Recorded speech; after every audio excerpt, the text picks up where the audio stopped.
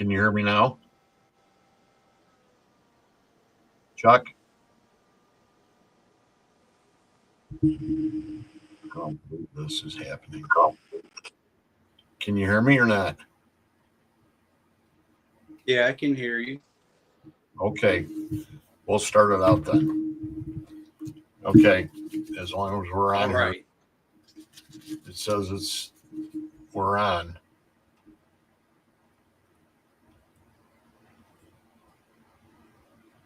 It's not this. Okay, we're going to start. I hope I can hear you. Okay, we're going to start out right now. Okay. I apologize to everybody for being late. It wasn't anything that we had to do with it. There was some screw up as far as our backlog was concerned. As far as the setup was concerned, it was set up yesterday, and somebody came on, and somehow they hit the wrong buttons and caused us to be late. I don't like being late, and I apologize for that to everybody, including my guest. But go ahead and bring it around and go ahead and mention a few things.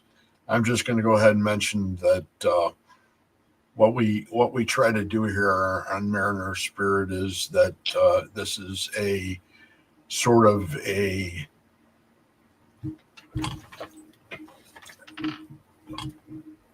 paranormal show that deals with an interviewing of a certain person. And this person tonight happens to be Mr. Charles Williams, who's a good friend of mine. And we're going to go ahead and I'll just mention a few people that I support, and that'll be at Potographs with Tim Miley and PKC out of Florida with Chris Gaskowski and Alex Wilkinson. Next week, we'll go ahead and we'll go through our authors. But I want to bring Chuck. Chuck's on here already, so we're going to go ahead and start to talk right away as long as we were running late, and I apologize. Chuck's been a friend of mine for quite a few years now, and we've all had the opportunity, or I've had the opportunity to work with him on a lot of his documentaries. He's not only a paranormal investigator, but he's a great documentarian, puts a lot of work and effort into it and a lot of thought, and has been very, very good at what he does. He's a writer and director and producer of his own business, PRL Productions, and the documentaries are 1,000 Words, which is basically Bachelor's Grove, and that was the first one that we all did, and it was a great event, and it was a great video, and if you get the opportunity to find it and play it and listen to it, it's very, very good. The second one was Science of Mediumship, Project PSI, and that's with a friend of both of ours, Dr. Chuck Kennedy, who has passed recently, and his work has to be remembered, that's for sure. And then The Day the Circus Didn't Come to Town, and that was was it Maggart? Was it the Maggart? Hagenbeck? Mm-hmm. Maggart and Hagenbeck train circus, and that was this famous circus train crash from, I want to say, 1917. Something like that. Was 6 somewhere in there. Okay, and we did that one, and then there was In Search of Diana Driftwood, and that's a Diana of the Dunes, basically. And that's another one we were involved with, and that was at the Indiana Dunes State Park. And those are the ones that he has been involved with. And I'm going to go ahead and I'm going to leave it up to him to go ahead and throw it on the table as far as what he would like to go ahead and discuss tonight. I know we had discussed something before, I don't know if you want to stick to it or not. It's up to you. Because we mentioned Yeah. a famous, infamous person in the Chicagoland area and around the area. So it's up to you if you want to go ahead and talk about it or not. Yeah, Take sure. her and run. Take her and run. Yeah. And I apologize because unfortunately, uh, I had a whole PowerPoint presentation for this, and this is totally my fault. I cannot find it. I don't know what I did with it. It's around somewhere, what device it's on. Well, So you I'm know what? sorry about. You're going to be on here again. No, no problem that way. I mean, we're not going to end it here. I mean, you're in too important of a person for me to go ahead and just go ahead and shelf you. You know what I mean? You've got a Yeah, lot of great things that you've done. You've got accomplishments that some people never even get a chance to dream about, and you've done them. So that's just one of the things I'm going to say. And so if you want to go ahead and start it off with that character that we were all going to go ahead and talk about, go at it. That would be great. yeah, yeah. We can discuss him. The only thing is, I don't have as many visuals to share with your audience to make it more visually stimulating. Well, we can go Um, back with it. We can go back to it again on the next one if you'd like. well, no, it's okay. We can go ahead and just forge ahead with this. Okay. Um, yeah, we were going to discuss not so much John Wayne Gacy, but more of uh, the victims. And uh, this whole case broke in the 70s. It's so fantastic because here's a guy who, to all outward just looking at him, you think, oh, this is an upstanding citizen. He's been involved with the Democratic Party. He's involved with local politics. He does clown shows for kids. He has these elaborate picnics at his house. Uh, and lo and behold, he turned out to be a serial killer. Um, Now, these young men, aged and there was a whole range of ages. Like some people classified him as like a pedophile, but that's not exactly correct. I think the youngest was 12 or 13, but he went also, some of these guys were up in their 20s. Um,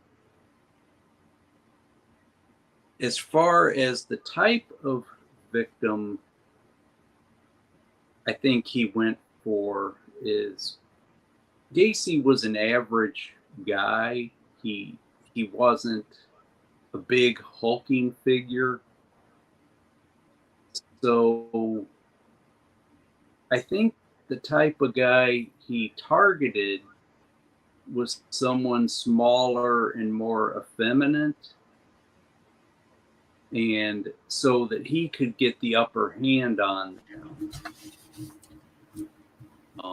A couple of the guys that got away, like one was a wrestler, so he had an obvious edge on a non-athletic Gacy. And so he was able to use his strength and knowing how to maneuver to get out and get away from it. But when the whole broke and they started pulling bodies out of his house, it was nobody had ever seen that he would store these bodies around his house. And near the end, he started dumping bodies in the river. And when the police asked him about it, he said, "Well, I just ran out of space at the house." So four of these young men were found in the rivers. So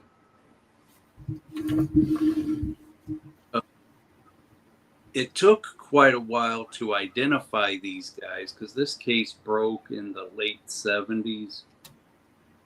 And it took a few years because there was no such thing as DNA back then. About the only way they could identify someone was through dental records.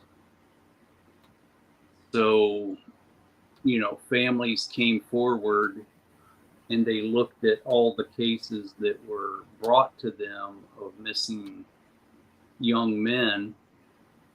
And they started asking for dental records and were able to identify a good number of these guys. But at a certain point, they had 9 bodies they couldn't identify. So what they did is they decided to have a burial for these 9 individuals.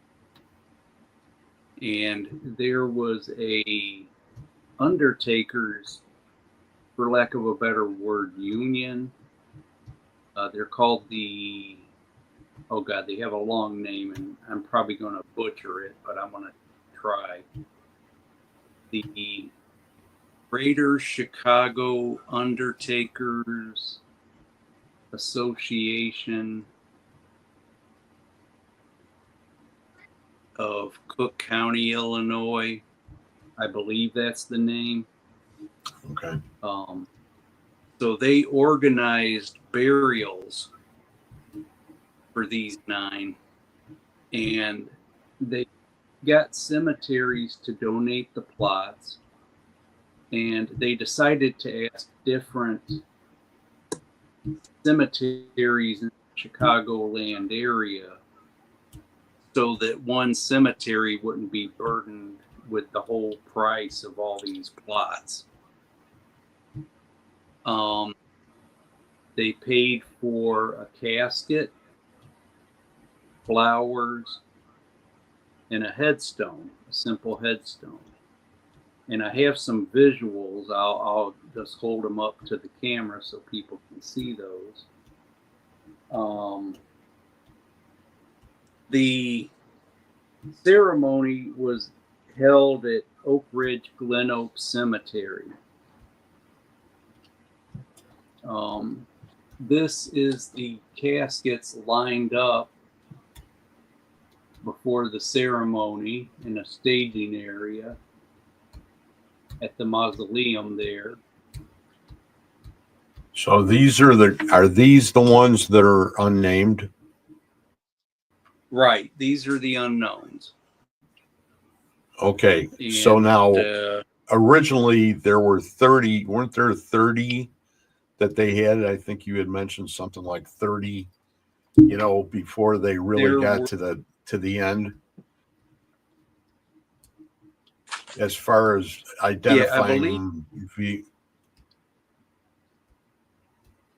I believe there was 31 to 33.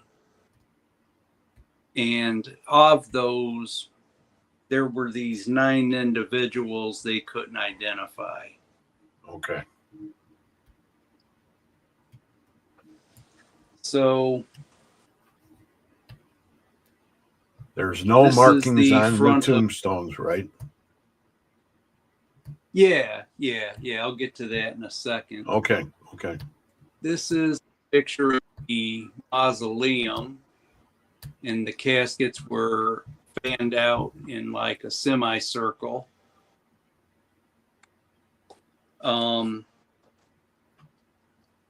I think the coroner, you know, here's a better close-up picture.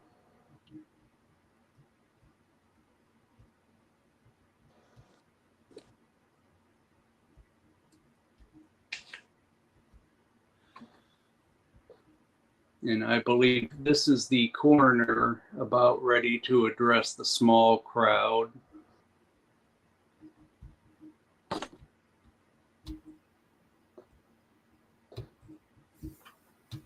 And once again, it's people, it's caskets of unidentified individuals that were found because of John Wayne Casey. Yep. So go ahead. They took them to the different cemeteries. A funeral director went with them, a priest or rabbi, and they buried them. And here's a picture of the tombstones that was eventually placed there. It's a very simple stone. It shows what looks like an open Bible, and all it says is "we remembered." And the date they were buried, June 12th, 1981. So like I said, these cases happened, this came out in the late 70s, but it took until this long for them to say, okay, we can't find out who you guys are. That's because they didn't have any DNA or anything like that back in the day, right? Exactly. So the first one to be identified was in about 1978. And there was a reporter for Channel 7 named Russ Meyer. Some of you guys might remember him. And he got involved with this. And there was a family in around Omaha, Nebraska that was saying, hey, we were looking for our son and we submitted these dental records. And when Russ approached the sheriff's office, they were like, no, we never got any dental records from them. So what they did is did a little investigating, and the family had left it up to one of their aunts. And the aunt said, okay, I'll take care of it. I'll send off the dental records. Well, she never did. Oh, God. She thought the family had too much grief, and she wanted to spare them anymore. Well, they were like, we want to know one way or another. So he did some more digging. He got in contact with a distant relative. And I think he had spent a little time in Florida visiting that relative. And lo and behold, that relative had some dental records. So he got them to the Cook County Sheriff, and boom, they identified the first one. So they dug him up, and they gave the remains back to the family. And now the family lived in Iowa, right there on the border. But his father was buried in Omaha, so they decided to bury him next to his father. So he's about the furthest victim away from this area.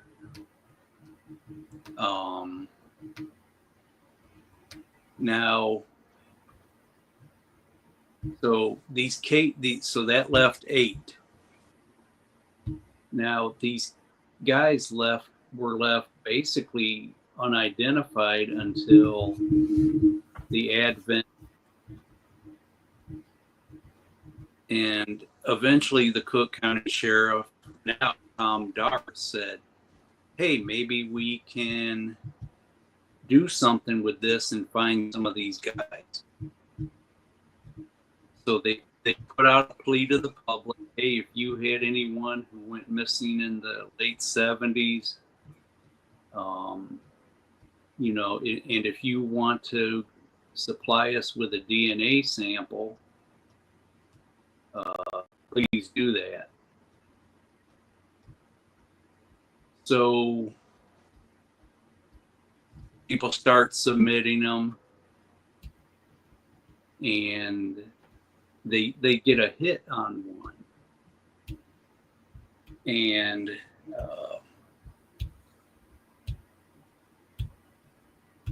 they get in contact with his sister, who is now living in Texas, and they find out that he's the one buried. He was buried at Resurrection Cemetery. So they contact her, and they get him his own tombstone. So if you went to the cemetery, you can eventually find his resting place now. And his sister said it's really ironic because we have other relatives buried in that cemetery, and we've been coming there all this time, not knowing that he was there. Wow. So, yeah, so he was the first one. So a year or two goes by, and this one guy, I believe they were in Michigan or Minnesota, and they said, yeah, we had an uncle who went missing. Of course, he was a lot younger then, around that time, and they always wondered what had happened to him. And his nephew sent in some DNA, and boom, that was a hit. And he was the one buried at Woodlawn. And his name was Jimmy Haxon, and his name is fresh in my memory. So they eventually had a little ceremony out there, and they got him his own stone.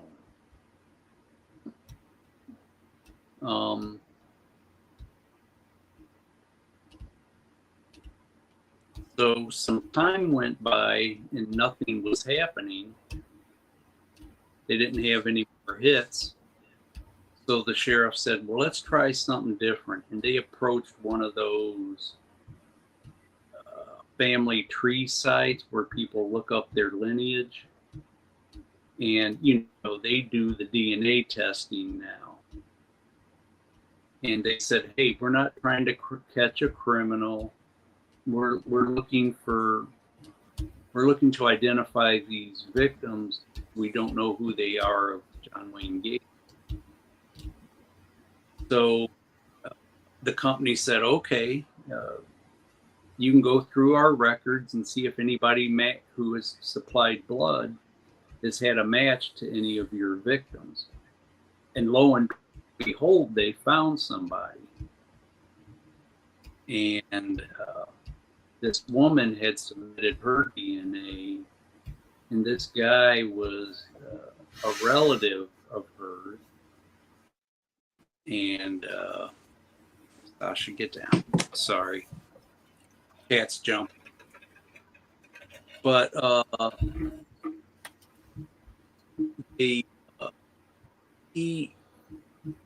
think he originally lived in Pennsylvania, and he got married. They moved to New York, and they were only together 2 or 3 years, and they got a divorce, and he moved to Chicago, started working in a bar, and sometime in there he met Gacy, and that was his fate.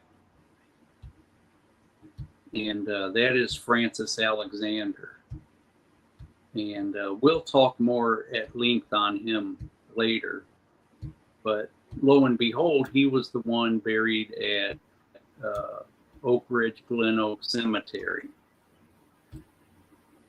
And now his grave still has an unidentified marker, and we'll talk more on that later.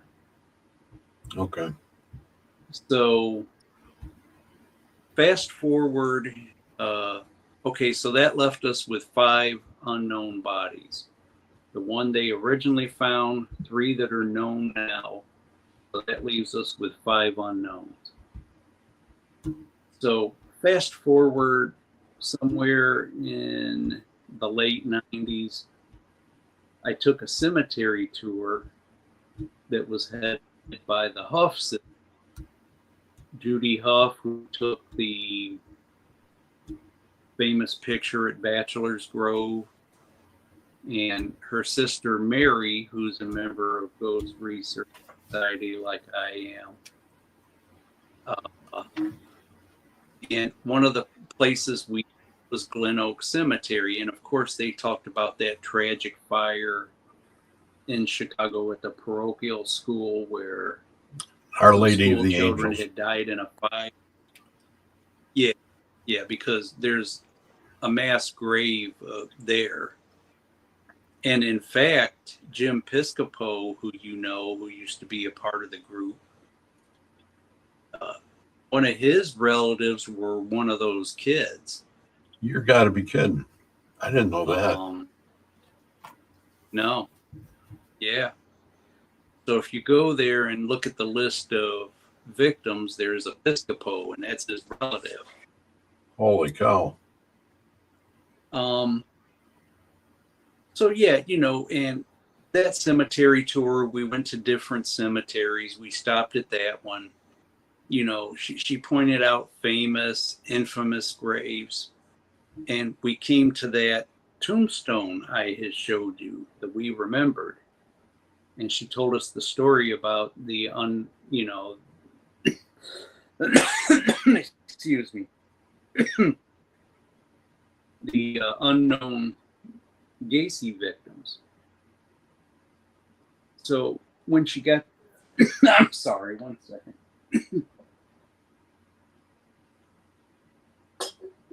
Sorry about that, getting a little dry. That's okay. That's okay. But she, dear me. Jesus Christ.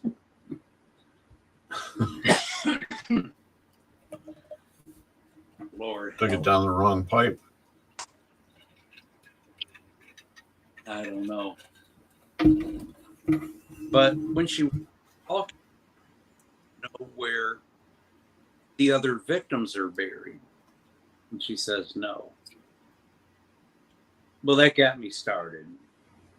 That got me started on this whole thing, finding out more information about the Gacy victims. So at first I started cataloging all the information I could find on these guys and trying to find where they were buried. And in doing research, I came across articles at the day when they had that mass burial of those guys across the city, and that Undertakers Union. And I can halfway see their point. They wanted to keep it anonymous, keep all the information about where they were buried, because in their terms, they didn't want it to turn into a bizarre tourist attraction. Right. Or people digging people up kind of thing, right? Yeah, you know, there's always one or two nuts in the crowd. You never know what's going to happen. But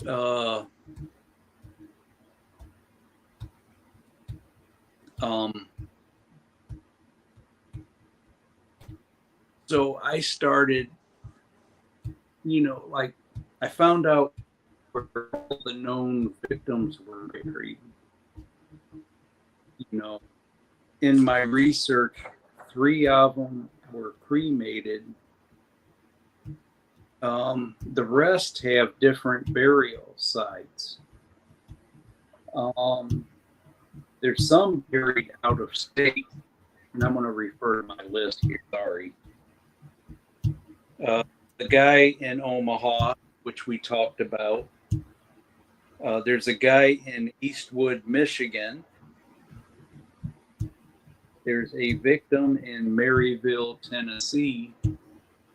It's just because, you know, their bodies were sent where their relatives were.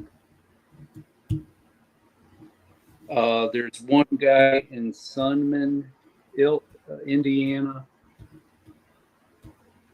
And there's one guy we'll bring up near the end of this who I couldn't find any information on at all. And they all have different burial situations depending on their life situations. You know, some are in mausoleums, some are buried in the ground. Some have nice big fancy stones and some have modest.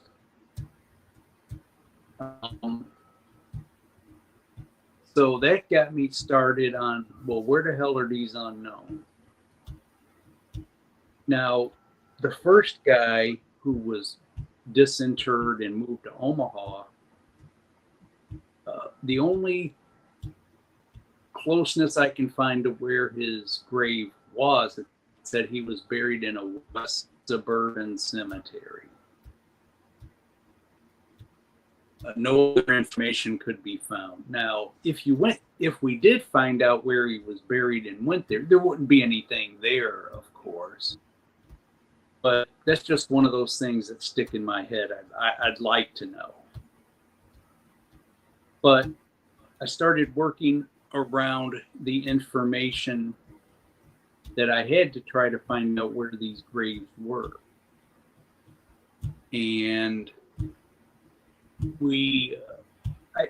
I started kind of an unofficial group of people. And I believe you're in that group. I called it Unknown Finders. And it was just fellow ghost hunters, different people who had an interest in this subject and wanted to donate their time when they could to help me find these guys. So we did have some clues. Jason Moran, who's now a commander with the Cook County Sheriff's Office, he works all cold cases for them. And he's assigned all these Gacy cases. And he did some interviews when they started doing the DNA tests. And one of the clues we had is they had some good DNA samples. They had about 4 good DNA samples, but they had to exhume these guys and get better DNA samples on some of them than what they had. And this newspaper article said the ones they exhumed was Resurrection, which we know they found that guy, so you can cross that one off the list. Woodlawn, they figured out who he was, so you can cross that off the list. And 2 we didn't know of, Mary Hill and Queen of Heaven. So, okay. So, cut a long story short, we started looking at Woodlawn and Resurrection to try to find the 2 unknowns there. And Jim, oh God, I'm drawing a blank on his name. He used to be part of GRS, and he wrote a couple of books for Dale. Do you know who I'm talking about? I do, but I can't think of his name. Oh, forgive me. That's But okay. me and him were talking, and we were at Resurrection, and he said, "You know, they identified this guy, right?" And I was like, "Oh my God, I didn't put the two together." So I'm like, "Okay." So then we went in earnest and found out the information of these guys' names and looked up our resources. Now, Woodlawn, I went into the office and they told me right where he was. So boom, I found him. Okay, there he is. But Resurrection, he's not listed in their database. So I had to go through some other ways to find him. And I think I found information for him on Find a Grave, which is a good resource if you're doing this kind of work. And so Ron went out there in the late fall, and there were leaves everywhere. And his section was the last one we looked at, but we were looking for an unknown. You know, if we would have figured out sooner, we might have found him at that time. But okay, so we had those two. So in the newspaper articles, I'll pull out some pictures. I got my research binder here. Let me find the pictures I'm going to reference.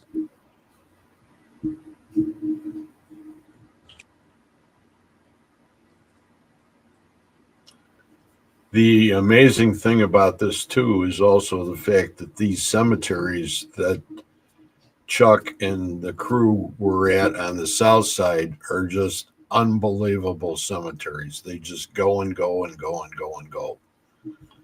Oh, There's yeah. a ton of people. Oh, There's yeah. tons of people in there. Yeah. And you would take take a unfortunate- section and cordon it off and check it all out and then check it Yeah. off and then go to the next one. Yeah. But we would put boots on the ground and walk each row.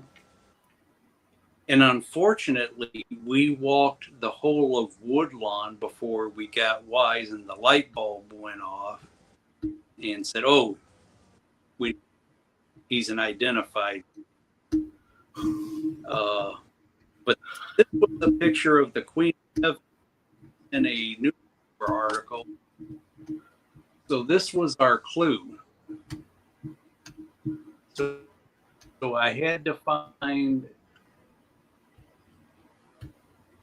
a plot that had similar stones. That had what? And You were breaking up there. Stones. Okay. Yeah. So it's hard to tell with me holding the picture up, but there's a stone I call the Empire State Building stone because from a distance it looks like the Empire State Building. There's a two-tone stone which has a big vertical column, and there's a monolithic stone with two vases, and at the top of the monolith it has a curve, looks like a bite's taken out of it. So once I found that, and I'm like, okay, there's the familiar stones, then it was just pinpointing where that flat to the ground we remembered stone was. Wow. So pacing around, doing the footwork, we found it. And our other one was Maryhill. And these are all cemeteries on the south side, correct? No, there are Mary Hills up north. Yeah. And here's a picture that was in the paper of Maryhill. And that's Detective Moran standing by the grave pointing at it as they are exhuming it. And there's some visual clues in this. You can tell this plot is close to the main street because there's like an apartment building and you can see a short, squatty white house there. Now there's a fence back there, a cemetery fence. There's a plot that goes along that fence. Then there's a cemetery road because you can see cars parked on it. And then the plot where he's buried. So that's what we had to go on. So Mary Huff was with me that day, just me and her. And we found the area. It looks like an apartment building was built in the 60s or 70s. It has that kind of flavor to it. And we found the short, squatty house. So we had a rough idea where we. So then it was just finding him. And she was the one that found him that day. So I said, okay, I owe you a dinner somewhere.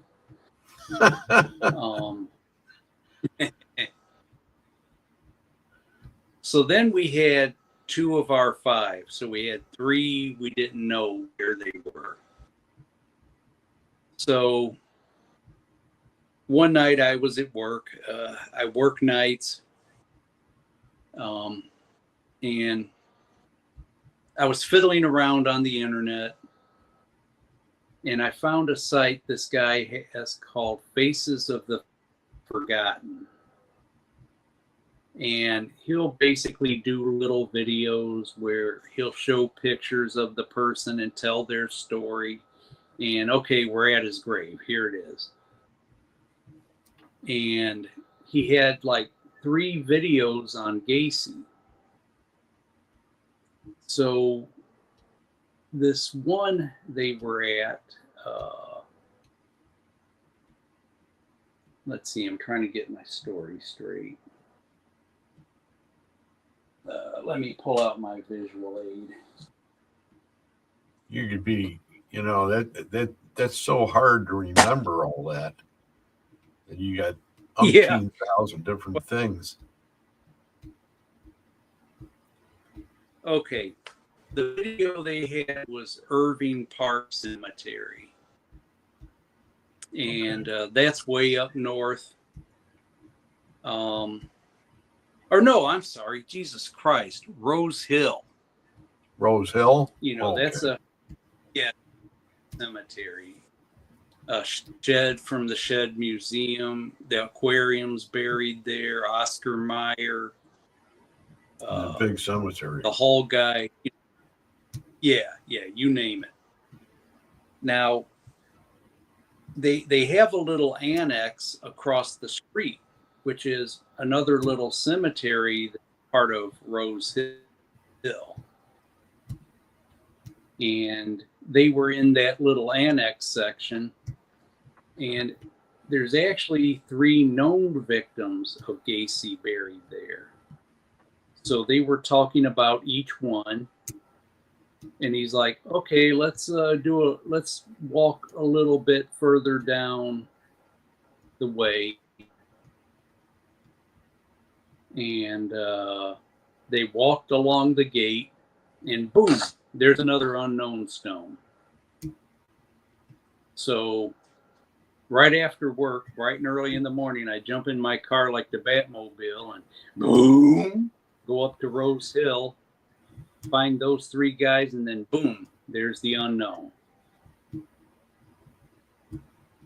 So then we just had 2. So believe it or not, the next night I'm at work again, and I'm looking at Flickr. And this guy is putting up true crime photos, like stuff of Capone and you name it. and he had some shots of things related to Gacy. And he's like, okay, here's an unknown stone at Irving Park Cemetery. And I'm like, what? I didn't know about that. So the very next morning, here I go again, jump in my car like it's the Batmobile. Boom. I'm at Irving Park. Now, he had the section mislabeled on his. Oh, no. Park is not a huge cemetery, but he had it mislabeled. And I'm like, well, damn, where did.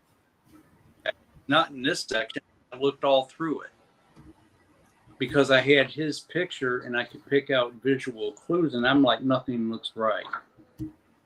So I just pull up to the next section and I'm like, wait a minute, this looks more like his picture. So I get out and start walking around, and boom, there it is.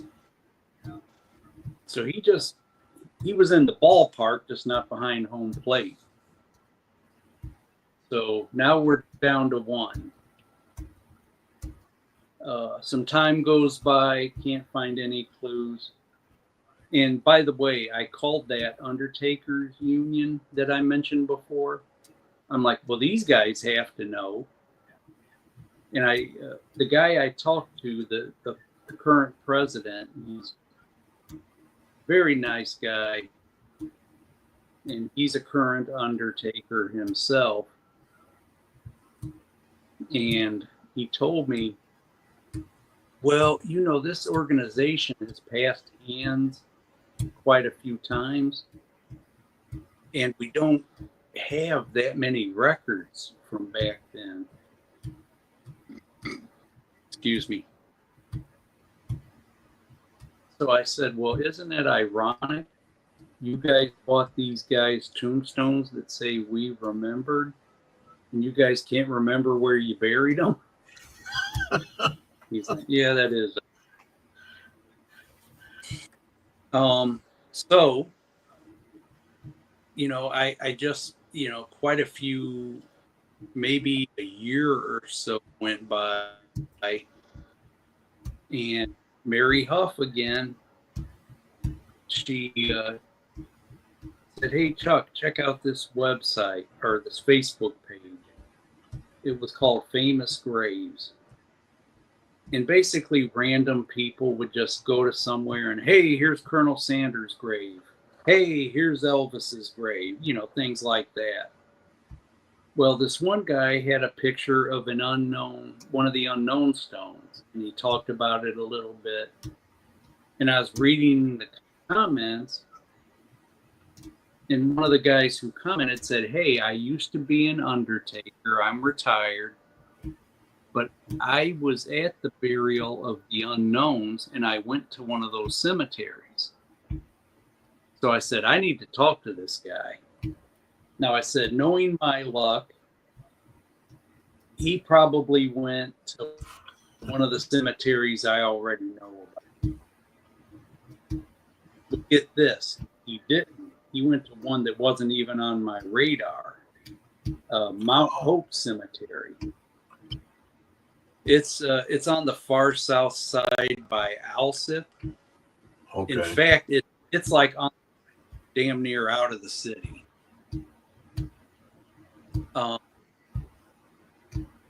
So I went to the Mount Hope Cemetery office. They know nothing about this. So I try to contact him on Facebook, and he starts a dialogue with me.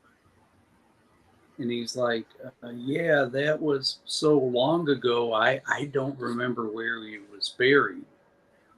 But I sent him a map, and I said, just see if anything looks familiar to you, and just try to guess. And he picked out a section in the old section of the cemetery. So I said, okay. I went there, walked it all, couldn't find him. So he's like, yeah, I'm sorry, but I just don't remember.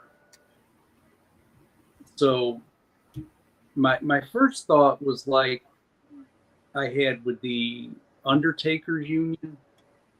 do these guys really know where these plots are and they're still trying to keep up that veil of secrecy?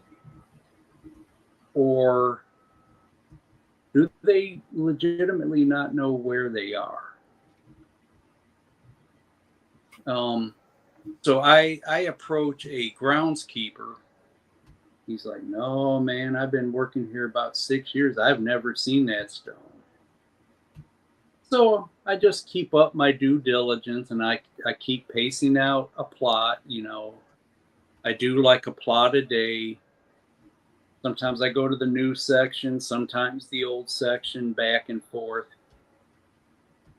And this one day, eventually, I go to the new section, and it was a sunny day. It was kind of warm. So I'm like, let me try to find a tree to park my car under.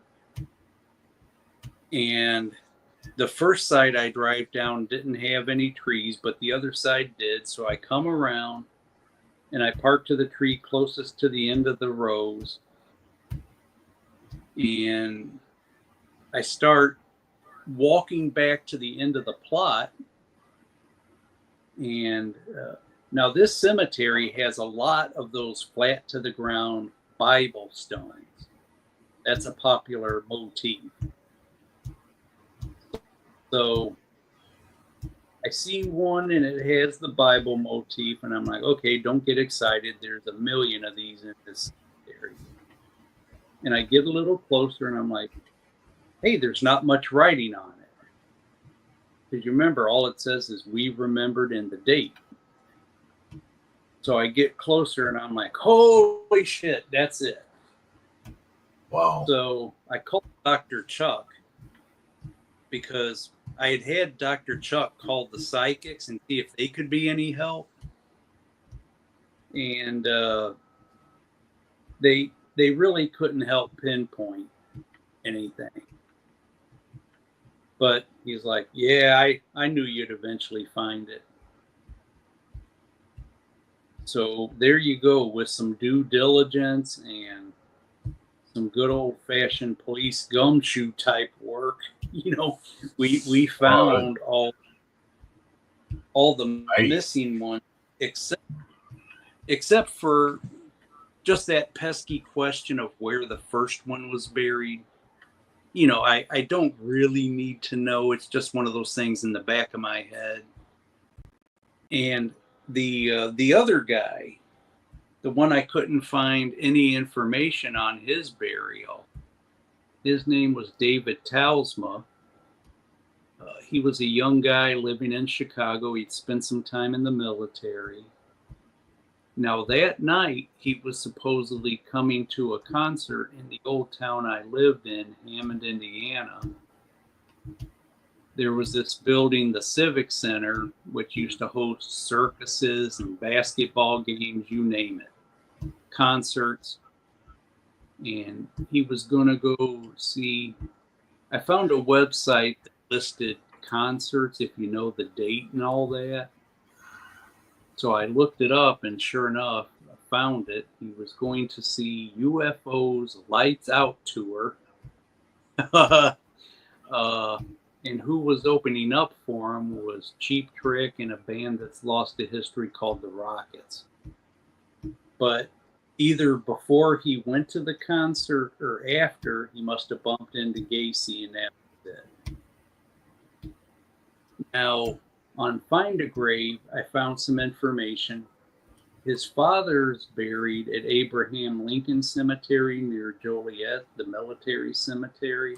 Yeah, the little one, yeah.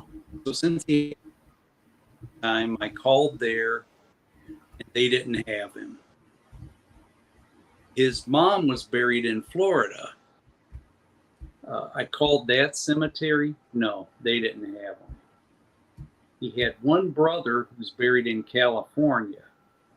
I called that cemetery. They don't have him. So you got me. To solve that one, I may have to hire a private eye at some point. But yeah, that's basically the cases Did in a you nutshell. did you compile the amount of hours that you guys put in to finding them? No, I You know, I knew didn't. you spent quite a bit of time. You know, I mean, the Huffs, you know, were there. You know, Piscopo. I couldn't make it down there every time you guys go ahead and tried to get something going down there, and the only thing I Sure. did was you know, that was crazy, but I No. I think So that there I was one out there, tromping up and down the roads. It just depended on when people could make it. yeah. Nothing mandatory or anything. Now, one other side note.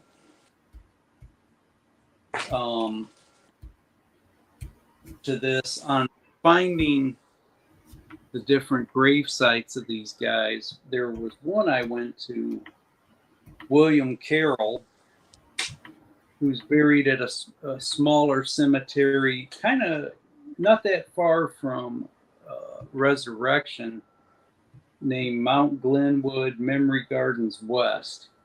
And it's kind of back by the forest preserves. And it's owned by the sister cemetery that's in Dalton.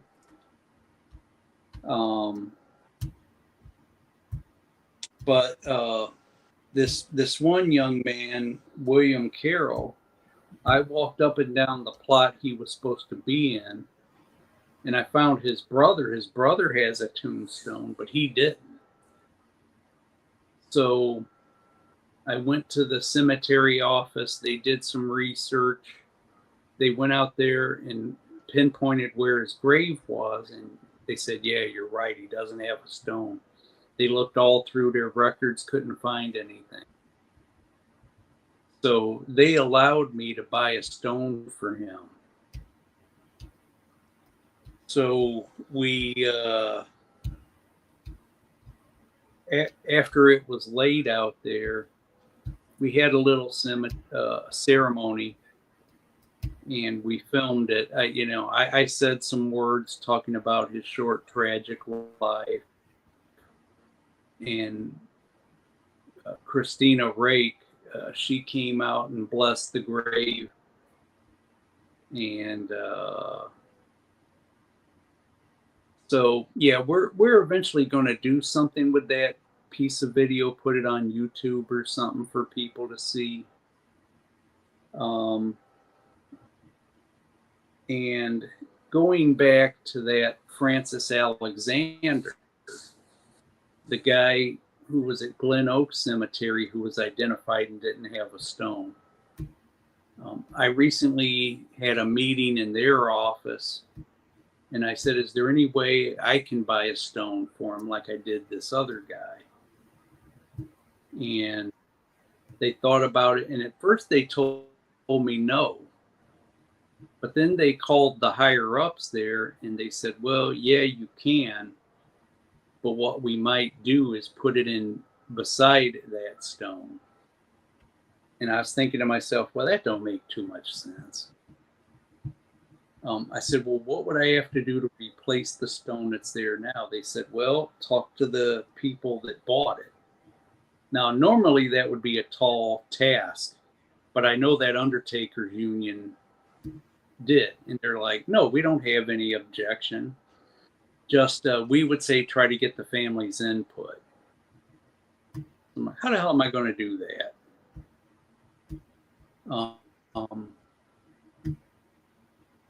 So what I did is I called the Cook County Sheriff. They have a website. It's still there. If you think you had a relative who went missing and you think he might have been a Gacy victim, you can submit your blood and see if he's a match, and try to figure out who he is. So I called the number that's there, and eventually Commander Moran got back to me, and he said, "Yeah, I worked with that cemetery in the past, and we worked with the family, and we have the funds to buy him a stone, but that cemetery's changed hands, and I've had trouble getting in touch with them." So I gave him the name and number of the people I talked to at the cemetery, and he's going to get in touch with them. And since he has the connection with the family, they're going to try to get him a stone out there. So I may not have to pay for that. I don't know how the hell you're doing Which that. You're spending a lot of money doing that, aren't you? Well, it's not all that expensive, to be honest. You know, it's under $2,000 to buy one of those little flat to the ground stones.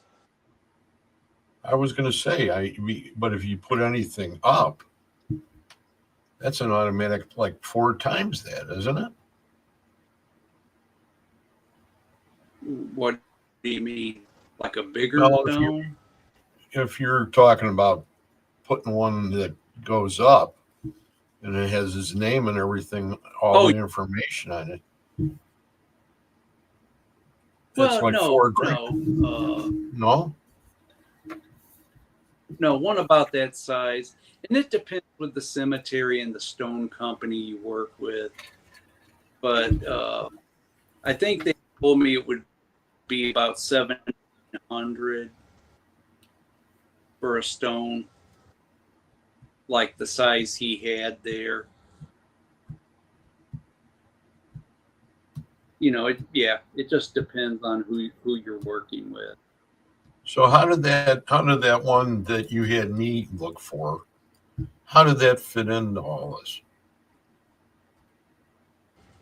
Yeah, that young guy, like those I mentioned that are out of state. There are some that are out of the area. Let me go through those.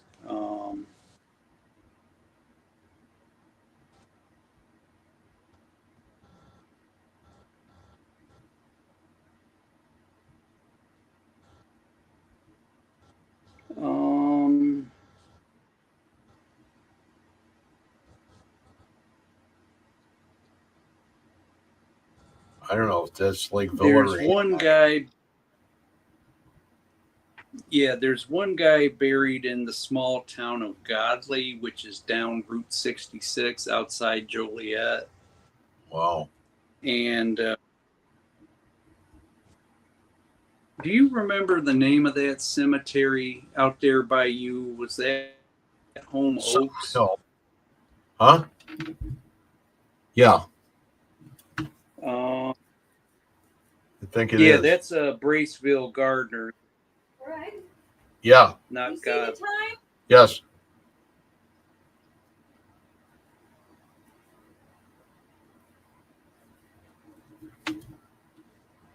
Are you gonna come up?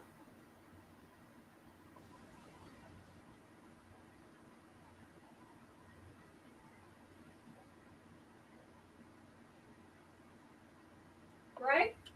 Yeah, I'm sorry. That's okay. The name we'll continue it again on the next one that we do, and go through everything else and try to make sure. I apologize once again for us running late with the way things were set up. I don't know who played with it, but somebody else that was setting up another show obviously went ahead and made some changes, and that's what screwed us up. Because normally, you know, when I'm ready to go, I'm ready to go. So 9 o'clock is 9 o'clock. But it's a shame that it turned out that way. But I will keep in touch with you. I want to thank you for being on here tonight. It was great information.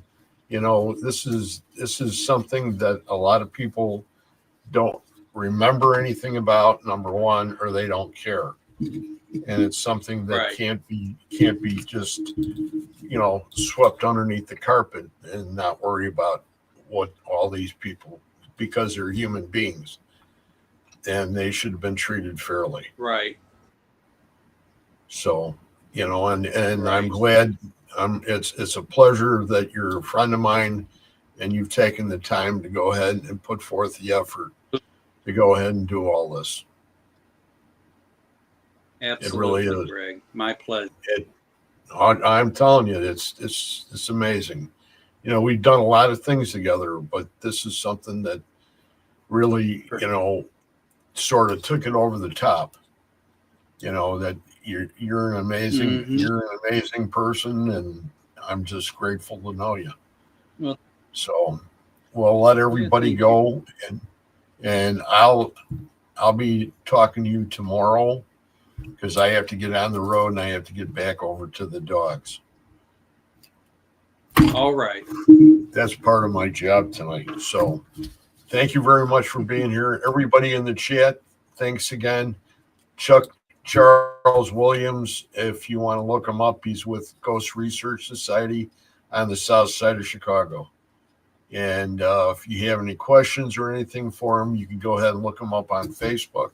He's on there, and he's really he's one in a million, to say the least. So good night, everybody, and I will see you guys Wednesday for another episode of One Spirit Connect. And Chuck, it's been my pleasure. Thank you for being here, and we'll talk to you later. I'm just going to take care of them, and then I'll say goodbye. Okay, good night, everybody. All right. Good night.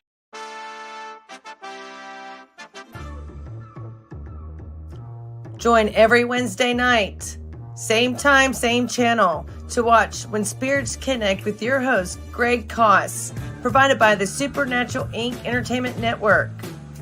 Thank you, and we'll see you next Wednesday.